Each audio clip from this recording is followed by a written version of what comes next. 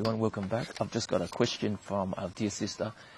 She wants to know the context of love fearlessly. Love fearlessly. Can you help translate that in Hebrew or share something? So the context is love fearlessly. Now the best source to go to is our Siddur, and it's got a section there that tells us how to love. I mean, it's amazing that it has a section called how to love, but just beginning there. And it says this: God commands the Jew to love him with all your heart. Our sages point out that the Hebrew word for your heart is spelled with two lameds, okay, not one.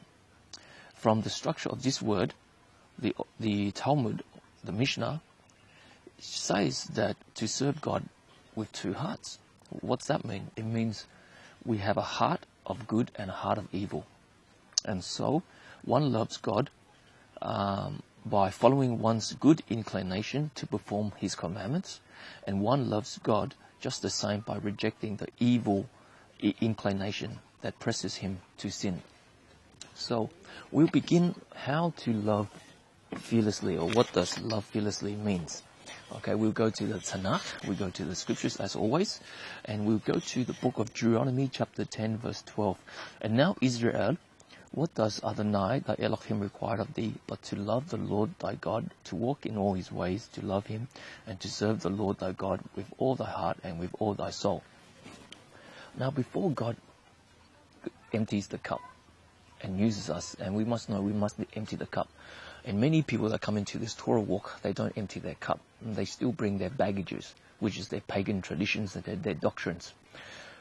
In order for Hashem to change us, we must empty the cup. But Hashem does something more. He not just empties the cup, but he also breaks the cup, and he molds the cup back to how it should form. And then he puts the contents back. So there are two types of people. One, he can pour the cup out and he can give you what you need. But then there are people who I call fearless people, who is like Yehoshua ben Nun, the son of Nun, where like Moses, like Aaron, he breaks the cup. And so by breaking the cup, there lies the secret, which is the trials and testings. And people who love Hashem fearlessly will have to go through trials and testing. And that's the reason why he breaks the cup. Okay? The word fear in Hebrew is morah, mem, vav, resh, aleph, the same as norah. Norah means awesome, awesome. Morah means fear. Okay? So to love fearlessly, the context here that I'm trying to share is there is trials and testings that everyone who says they are going to go and follow Hashem, everyone who says that I do Torah, everyone that says that I follow the commandments, God will break us, God will test us, and God will refine us. And in the word love is the context of those characteristics. Okay. Now, when was the word love first mentioned in the scriptures? When was the word love first mentioned in the scriptures? It was first mentioned in the context of Abraham, where he was about to sacrifice his son Isaac, the binding of Isaac, the haKodesh. Okay, so Abraham had a test, but not just Abraham, it was Isaac as well who had the test, because he had to lie there bound and let his father commit the act of sacrifice upon him. Now we turn to Genesis chapter 22 verse 2. Isn't that amazing? 222. And we know we're in the year 5777, and next year is going to be 5778, and you add 222, which gives us the 6,000 year millennium. And it's amazing that our dear sister in this time, 2017, February 2017, is asking the question, Ben, what does it mean to have love fearlessly? I mean, that's amazing. So we go to Genesis chapter 22 verse 2. I'll start with 1 to get the context. And it happened after these things that God tested Abraham and said to him, Abraham, and he replied, Here I am. And Elohim said, Take thy son, your only one, whom you love. There you go. First time mentioned the word love, Isaac. And go to the land of Moriah. Bring him up there as an offering upon one of the mountains which I shall tell you. So here we go. Isn't it strange that the first time this word love is used is in the context of a test, in the context of a trial? I mean, and this trial is one of the hardest trials that Abraham has gone through. I mean, they say that Abraham went to 10 trials, but this last trial was to sacrifice his one and only son. Now, if you open the Hebrew, you realize that the word love, it's spelled ahava, but it's got an tav at the end. So it's an aleph, hey, a bet, and a tav. Now, if you add that up together, the total value is 408. So you got the aleph, which is 1, the hey, which is 5, the bet, which is 2, and the tav, which is 400. You add them up, it comes to 408.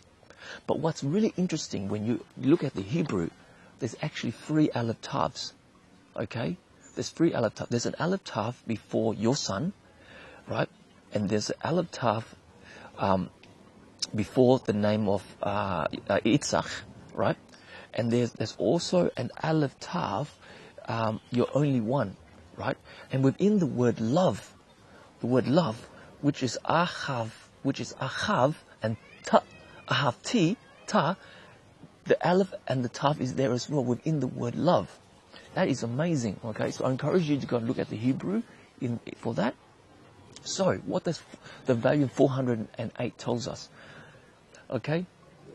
The word cha with cha, chet, resh, it means to glow, to burn, to be purified, to refine. That's amazing. So the context of God, how He loves us, is He's going to burn us, He's going to refine us, He's going to purify us. He doesn't just empty the cup. He will break the cup and He will mold it to the way He wants it. He will put it in the furnace and He will mold the cup again. And that's the word cha, which is chet, resh. Okay? The next word is the word chesh, which is chet, shin, and chuf. Okay? Chet, shin, chuf, which makes the word passion or has passion. Wow! So to love fearlessly, there has to be a sense of passion, a sense of zeal in that. And the opposite is chet, which is chet and tav. Okay, chet is 8 and tav is 400, which makes 408. And that is to be broken again, to be dread and to be fear. So you either have a chet, which is the opposite of chesh. Chesh is to have a passion for the fear that's coming, for the love of Hashem, or a chet, which is to be broken, to have a dread inside you. So there's 2 types of fear, like the word norah, awesome. You can have an awesomeness to see the angel of death, or you can have an awesome to fear the angel of death. Before I close up, there is a midrash from the Zohar. The Zohar, chapter 1, verses 138 of the Mishnah, the midrash, which is the discussions of Ne Elam. Okay, so the Zohar. And I'll read this for you so you can understand this. This is so powerful. 408 in our times. The Rebbe Elazar ben Arach was sitting and was very sad. And behold, Rebbe Yehoshua came in front of him and said, "Behold, the light of the lamp of the world. Why is it so dark?" He said to Elazar. And Elazar said, "I saw it. The great fear came upon me, that I see what will come upon our friends," which means the ones who are having the midrash, the masters of the midrash, okay, so the other teachers, that the Ruach haKodesh rests upon them, and this, that they will awaken in the 6,000th millennium, six millennium, will be a great redemption. But I see the extra length for those that have already passed. For in the 6th millennium, at the time of 408 years from it, all the dead will rise before them, and because of this, the masters, the teachers, have said to them, B'nai Chet. You see, Chet, the letter Chet and Tav makes 408. B'nai Chet. Okay? and they will awaken to the 408 years. Okay, so that's very getting into a very mystical, high level way of thinking. Okay, but what he's saying is, in this, the word in this in Hebrew is ha-azot. The word azot is aleph, zayin, tav. Aleph is 1, zayin is 7, and tav is 400, and it makes 408. So what he's saying is, in this 408 years, the Yovel year, the Jubilee year, you will return every man to his portion. Okay, and when the ha-azat will be completed. So he's saying in 6,000 years it will be complete. Every man will return to his portion. Okay, those who have died and those who are still here like us. And Rebbe Yehoshua said, but don't let this trouble you, for we have learnt there are 3 groups of people, the righteous, the wicked, and those in the middle. Remember, Yeshua said, be hot, be cold, but don't be lukewarm. And Rebbe Yehoshua said to him, consider the teaching. Let there be light. Let there be light. The words let there be light is equal in the value as let there be secret. Let there be secret. So isn't that amazing that John said, in the beginning was the light, in the beginning was the word. In the beginning was the word, and the word became flesh. And the word and the light dwelt among us. So let there be light, as in the book of Genesis when it happened. So to my dear sister who asked the question, what is fearless love? What is love fearlessly? Love fearlessly is allowing and knowing Hashem will empty your cup and also break the cup. And we have to allow Hashem to empty our cup and to also break the cup, which are the trials and the testing, the Nesion, the prayers that we sing, Nesion, in the prayers of Master Yeshua, saying, let our testing not be so great, but let it be great, let it come. Because through testing and through trials, we'll be purified to the image of His Son, Yehoshua. Okay? So I hope that has been great.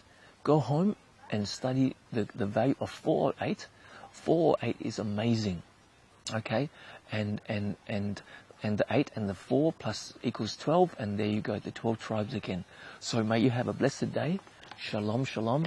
Toda Rabbah. Thank you for watching. Amen.